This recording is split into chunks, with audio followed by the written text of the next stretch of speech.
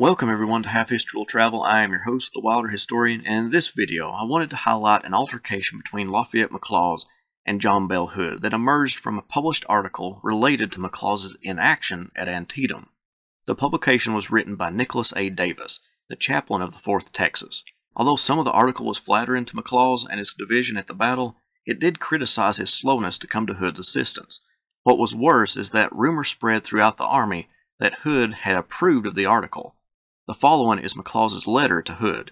If you want a blow-by-blow account of the battle in the cornfield so that you understand McLaws' deployment, I have an animated battle map which is available by clicking the link up in the corner.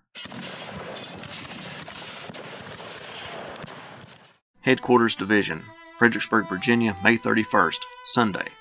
General Hood, your reply to the communication relating to the reflections made upon my conduct by Nicholas A. Davis, chaplain of the 4th Texas, referring to my delay in coming to your assistance at the Battle of Sharpsburg, has been received. The whole tenor of the publication is so unfounded, so maliciously false, that one naturally seeks for a motive which would prompt a writer to turn out of his path to utter a baseless slander. My division arrived in the vicinity of Sharpsburg just after daylight on the morning, and I received an order from General Jackson to post it on the right supporting General Walker. Before doing this, I reported to General Lee, who directed me to halt my command in the vicinity of the road near his headquarters, and to rest my men, that I was not then required, but he would call for me when necessary. Those of the men who had anything to eat, and the majority had nothing, made fires and cooked their breakfast. Myself and many others took advantage of the opportunity and went to sleep. About an hour and a half or 2 hours after my arrival, or perhaps longer, I was aroused and told that my division was wanted. I immediately mounted my horse and rode to the head of my command, then underway, and met you on the field. My command crossed the river before daylight, and General Barksdale tells me that he recollects distinctly when a mile from the river he wished to get some water to drink, but it was then so dark he could not find the well. I rode ahead and went into and beyond the town of Sharpsburg, looking for General Lee or someone from whom to receive information and directions, but saw but 1 or 2 persons about the place. When returning, I met General Longstreet and staff going to the front, and he told me where General Lee was. Everything at that time was perfectly still. I did not hear a gun or sound to note the vicinity of the battle. In my report of the operations of my command, I stated that some troops were retiring as mine went in, but whose they were I did not know. As regards to the publication in Illustrated News concerning myself, I have never read it, but Major Goggin, an adjutant general, tells me that your name is not in it.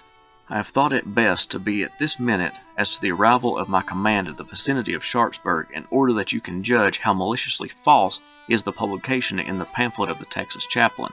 That pamphlet, which is devoted to glorification of yourself and the Texas Brigade, of which he was a member, is or would be all very well in itself, and no one would object to such a harmless production if the writer had not thought proper to enhance the reputation of his favorites by clouding the fair fame of others. I find that the pamphlet has been industriously circulated, and as I have been attacked in it, has become a necessity for me to defend myself. I dislike very much to be drawn into newspaper notoriety. Nothing is so repugnant to my sense of propriety as a military man. I am very glad that you have denied that the pamphlet of Mr. Davis was published under your auspices, for I tell you frankly that it has been the opinion of many who have read it that you must have known its contents before publication.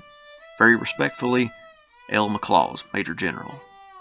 In the end, Hood denied approving of the article, and the one-sided feud between the two ended quickly once McLaws got confirmation that the division commander had not criticized him. However, this letter goes to show the infighting present even in the Army of Northern Virginia. When we think of internal struggles of Confederate armies, we go straight to the Army of Tennessee and the problems generals had with Braxton Bragg. But there were disagreements in the Army of Northern Virginia, and Robert E. Lee took different avenues about how to deal with each situation. That can be seen in the video I have regarding the feud between Jackson and his subordinates Maxcy Gregg and A.P. Hill. I hope you enjoyed the video and learned about another aspect of the war. Thank you all again. Have a great day. Historian, historian, where do you roam? Historian, historian, far, far from home. Half history will travel reads the card of a man, a professor with knowledge in the heart. educate the world is his mission. A professor of fortune is a man called historian. Historian.